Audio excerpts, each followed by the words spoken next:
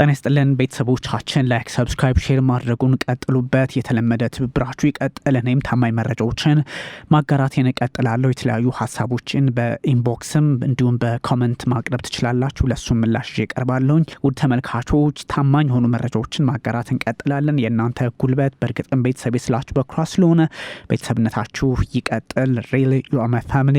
ቢኒያም ካሴ ነኝ። ዛሬ አዲሱን የአሜሪካ የመከላከያ ስርዓት ጎልደን ዶም የተመለከቱ መረጃዎች እንዲሁም ዶናልድ ትራምፕ በህዋ ላይ እንዲቀመጥ ማዘዛቸው እጅጉን አሳሳቢ የሆነ የመጣ ጉዳይ በመሆኑ ይህ ምንድን ነው የሚለውና በርካታ መረጃዎችን ከዚህ አንጻር አዲሱ ጎልደን ዶም የተባለው የወደፊት ሚሳኤል መቃወሚያ እጅጉን አስቸጋሪ በመሆኑ ምንድን ነው የሚለውን በስፋት የማስመለክታችሁ ይሆናል። ከ25 ቢሊዮን ዶላር በላይ የሚያወጣ እንደሆነ ይነገርለታል። አዲስና ታይቶ የማያውቀው የአሜሪካ የሚሳኤል መከላከያ ስርዓት ኤር ዲፌንስ ሲስተም አይነቱ ማለት ነው። አሜሪካ ጎልደን ዶም ትለዋለች። ታዲያ ይህ የወደፊቱ የሚሳኤል መቃወሚያ ስርዓት ሲሆን አዲሱ ዲዛይን ይፋ ማድረጓን ደግሞ ፕሬዚዳንት ዶናልድ ትራምፕ ሪፐብሊካኑ ዓለም ልታውቅልን ይገባል፣ ልትፈራንም ይገባል በሚል ሀሳባቸውን አጋርተዋል። እውቅናም ሰጥተውታል። ታዲያ ዶናልድ ትራምፕ ፕሬዚዳንቱ ማለት ነው የስልጣን ዘመናቸው ከማብቃቱ በፊት አገልግሎት ላይ እንደሚውል በግልጽ ተናግረዋል።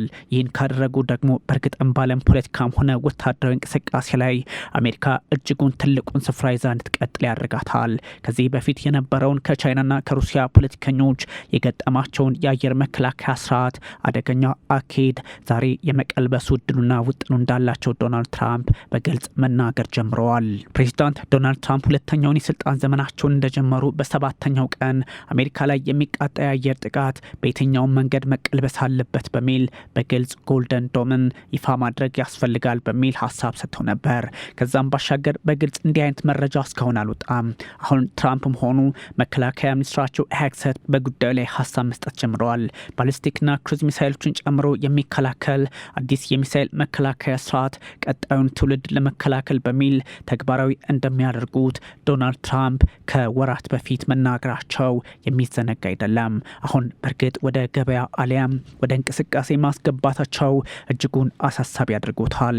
በህዋ ላይ የሚጠመድ መሆኑ ደግሞ እጅጉን አሳሳቢ ከመሆኑን ባሻገር የሞስኮና የቤጂንግን ፖለቲከኞች እንቅልፍ ሊነሳቸው የሚችል አንዳች የህዋ ላይ ቴክኖሎጂ ጭምር ሆኖ ሊመጣ ይችላል ተብሏል። የሚሳኤል መቃወሚያው ወደ ስራ ለማስገባት 25 ቢሊዮን የአሜሪካ ዶላር የሚያስፈልገው ሲሆን በሚቀጥሉት 10 ዓመታት ተጨማሪ ወጪዎች እንደሚጠይቅ እየተነገረ ይገኛል። ለዚህም ነው በቀላሉ የማይተገበር የትኛውም ሀገር ፈለግኩ እንዳለ የማያደርገው ነው በሚል ከበጀቱ አንጻር በስጋት መልክ የሚቀመጠው 25 ቢሊዮን ዶላር ለአንድ የመከላከያ ስርዓት የትኛው ሀገር ያወጣል? ማንም። ነገር ግን አሜሪካ የሚለው የሚያስማማ ጉዳይ ሆኗል። የሚሳኤል መቃወሚያው ወደ ስራ ከገባ በእርግጥም አሜሪካ ዜጎቿ ተጠብቀው ቀጣዩ ትውልድም አስተማማኝ የሆነ የፖለቲካና የወታደራዊ መንፈስ ተላብሶ ስራው ላይ እንዲያተኩር ዶናልድ ትራምፕ በር እንደከፈቱለት ይነገራል። የአገሪቱ ባለስልጣናት አሜሪካ ያላት የሚሳኤል መከላከያዎች እየዘመኑና እየተራቀቁ ወይም ደግሞ ሶፊስቲኬትድ እየሆኑ የመጡ የጦር መሳሪያዎችን ለመመከት የሚሆኑ አይደለም ሲሉ ከዚህ ቀደም ሲያስጠነቅቁ ነበር። ታዲያ ከዚህ አንጻር ነው ዶናልድ ትራምፕ በግልጽ ብቅ ብለው ነገሩን በዚህ ልክ ማስተካከል አለብን በሚል አቋማቸውን ያስቀመጡት። ፕሬዚዳንት ዶናልድ ትራምፕ ታዲያ በአሁኑ ሰዓት በህዋ ኃይል ውስጥ የህዋ ዘመቻ ምክትል ኃላፊ ሆነው እየሰሩ ያሉት ማይክል ጎትሌን ፕሮጀክቱን በበላይነት እንዲያስተዳድሩትና እንዲመሩት መናገራቸው ደግሞ ትርጓሜውን ከህዋ እስከ ምድር የአሜሪካ ኃይሎች ዓለም ላይ ይበተናሉ የሚል ትርጉም አለው። አሜሪካ በምድር ላይ ከ750 በላይ የጦር ቤዞች ወይንም መሰረቶች እንዳሏት ይነገራል። ይሄኛው ደግሞ ሲጨመር ነገሩን ሌላ መልክ ያሰጠዋል ወይንም ደረጃ ላይ ያደርሰዋል። የፖለቲከኞችም የጦር አዋቂዎችም ሀሳብ ነው። ዶናልድ ትራምፕ በዚህ ልክ ቆርጠው ተነስተዋል። ፕሬዚዳንቱ ደግሞ በህዋ ኃይል ውስጥ የህዋ ዘመቻ ምክትል ኃላፊ የሆኑትን ሰው በዚህ ልክ መሾማቸው ወይንም ፕሮጀክቱን እንዲያስተዳድሩ ማድረጋቸው ትርጉሙ የዋዛ አይደለም። ፕሬዚዳንት ዶናልድ ትራምፕ ስልጣናቸውን ተረከቡ በአንድ ሳምንት ውስጥ የመከላከያ ሚኒስትራቸው አየር ጥቃቶችን ለመከላከልና ለመመከት የሚያስችል ስርዓት ላይ እቅዳቸውን እንዲያቀርቡ ወታደራዊ የመሰለ ትዕዛዝ መስጠታቸው የሚዘነጋ አይደለም። ፔት ሄግሴትም ሀሳባቸው ተሳክቶ ኖሮ ዛሬ በግልጽ የ25 ቢሊዮን ዶላሩ ጎልደን ዶም ይፋ ለመሆን እድሉን አግኝቷል። በወቅቱ ዋይት ሀውስ አሜሪካ ፊት ለፊቷ የተጋፈጠችው በጣም አስከፊ ስጋት አለ ሲል ገልጾት ነበር። ማለትም ይህ አካሄድ ከቻይናና ከሩሲያ ፖለቲከኞችና ወታደሮች ጋር አብሮ የሚታይ ነው። ትራምፕ ግልጽ ያደረጉት ነገር በጽህፈት ቤታቸው ሆነው ማለትም በኦቫል ኦፊስ ንግግር ሲያደርጉ የሚሳኤል የመከላከያ ስርዓቱ ከመሬት ከባህርና ከህዋ ላይ የሚነሱ ጥቃቶችን መመከት የሚያስችል በኔክስት ጄኔሬሽን የቀጣይ ትውልድ ቴክኖሎጂዎችን ያቀፈ ነው በሚል አሞካሽተውታል። ከባህርም ከምድርም ከሰማይም የሚመጣን ነገር መከላከል የሚችል የአየር ስርዓት በእርግጥም አስተማማኝ የመከላከያ ስርዓት ወይንም አንድ ምድርን ወይንም አንድን ሀገር ማንም እንደማይነካው የሚያሳይ አድርገዋል። በህዋ ላይ የሚቀመጡ ጠቋሚዎችን ሴንሰሮች እንደማለት ነው ማምከን የሚያስችሉ ቴክኖሎጂዎችን እንደሚታጠቅም ዶናልድ ትራምፕ በግልጽ አስቀምጠዋል። ካናዳ የስርዓቱ አካል ለመሆን ጥያቄ ማቅረቧም ዶናልድ ትራምፕ አነጋጋሪ ጉዳይ እንዳደረገው ሁኔታውን ለመመልከት በሩ ተከፍቶላቸዋል። የካናዳው የመከላከያ ሚኒስትር ቢል ቢሊየን ናቸው ይህን ያሉት በዚህ ዓመት መጀመሪያ ላይ ዋሽንግተንን በጎበኙበት ሰዓት ካናዳ በዶም ፕሮጀክት ላይ የመሳተፍ ፍላጎት እንዳላት ማስታወቃቸው ይታወሳል። ትርጉም ያለው መሆኑን ዓለም ልትረዳው እንደምችልም ተናግረዋል። የሀገሪቱን ብሔራዊ ጥቅም የሚያስጠብቅ ፕሮጀክት ነው በሚል የካናዳ መከላከያ ሚኒስትር ጉዳዩን በግልጽ አስቀምጦት ነበር። አሁን ባለው ሁኔታ ግን ካናዳና አሜሪካ መልኩን የቀየረ የፖለቲካ አካሄድ ውስጥ እንዳሉ ይታወቃልና በቀላሉ የሚታይ አይደለም ተብሏል። ካናዳ በአካባቢው ምን እየተካሄደ እንዳለ ማወቅ አለባት ነው የሚሉት። ይህ ማለት በጎረቤቷ የሚደረጉ ነገሮች አስቸጋሪ ቢሆንም እንኳን ሁኔታውን ለመቃኘት እድል ይፈጥራል ተብሏል። በአርክቲክ ውስጥ ጭምር በማወቅ መጠንቀቅ ትፈልጋለች በሚል መከላከያ ሚኒስትሩ ከካናዳ የፖለቲካና ወታደራዊ አቅም አንጻር ለመቃኘት ፍላጎታቸውን በወቅቱ አሳይተው ነበር። ትራምፕ ግን ከአሜሪካ በላይ ማንንም ሊጠብቁት የሚችል ዓለም ወይም ምድር የለምና ቅድሚያ ዋሽንግተን እንዳሉ ናቸው። መካግሬ ኤጌን ወይም ማጋ ፕሮጀክታቸው በዚህ ልክ የተሰመረ በመሆኑ ትራምፕ ይናገራሉ። ስርዓቱ ከሌላኛው የዓለም ክፍል እንዲሁም ከጠፈር የሚጎነጨፉ ሚሳይሎችን የማምከን አቅም ይኖረዋል ብለዋል።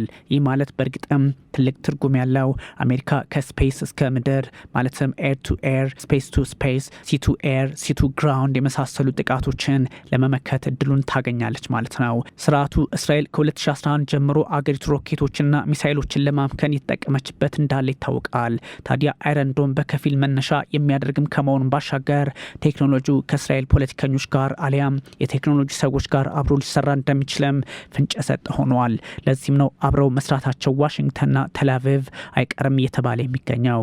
ጎልደን ዶም ያኛው አይረን ዶም ማለትም የእስራኤሉ ከአይረን ዶም በብዙ ጥፍ ይለያል የተባለት ይገኛል። ከድምፅ ፍጥነት በላይ የሚምዘገዘጉ ሃይፐርሶኒክ ጦር መሳሪያዎችን እንዲሁም ፎብስ የተሰኙትን ለማምከን ያግዛል። የሚታወቀውን ክፍልፋይ የምህዋር ቦምብ ፍንዳታ ስርዓት ጨምሮ የተለያዩ ስጋቶችን ማምከን የሚችል እንደሆነ ይነገርለታል። ለዚህም ነው ቀላል ቴክኖሎጂን አይታጠቅም የሚባለው። ከዚህ በተጨማሪ የሚሳኤል አረርን ከጠፈር ሊልክ የሚችል አቅም እንደሚኖረው እየተነገረ ይገኛል። ሁለንተናዊ አቅም ለአሜሪካ የሚፈጥር ቴክኖሎጂ እንደሆነ እየተነገረለት ይገኛል። ለዚህም ነው ሁኔታዎችን ዛሬ ከእስራኤልም ከአሜሪካ ፖለቲከኞች አንጻር መቃኘቱ አስፈላጊ ነው እየተባለ የሚገኘው። ትራምፕ ሁሉም ከአየር ላይ ይመታሉ ወይንም ደግሞ ምድር ላይ አንዳች ነገር አሜሪካ ውስጥ አያርፍም የሚል ሀሳባቸውን ሰጥተዋል። የውጤታማነት መጠኑ በ100% እጅግ በጣም ቅርብ ነው በማለት አሞካሽተውታል። በእርግጥ ከአይረን ዶም የተወሰደ ቴክኖሎጂ ከሆነ የተወሰነ ማሻሻያ የተደረገበት በመሆኑ በእርግጥም አስተማማኝ ሊሆን እንደሚችል ሳይታለም የተፈታ ያደርገዋል። የአሜሪካ ባለስልጣናት ቀደም ሲል እንደተናገሩት ጎልደን ዶም የአሜሪካን ሚሳይሎች በተወነጨፉበት የተለያዩ ደረጃዎች ላይ ከመወንጨፋቸው በፊት ሆኖ ገና በአየር ላይ ያሉ እንዲመክኑ የሚያደርግ አቅም ይሰጣታል በሚል ሀሳባቸውን ለማጋራት ተገደዋል።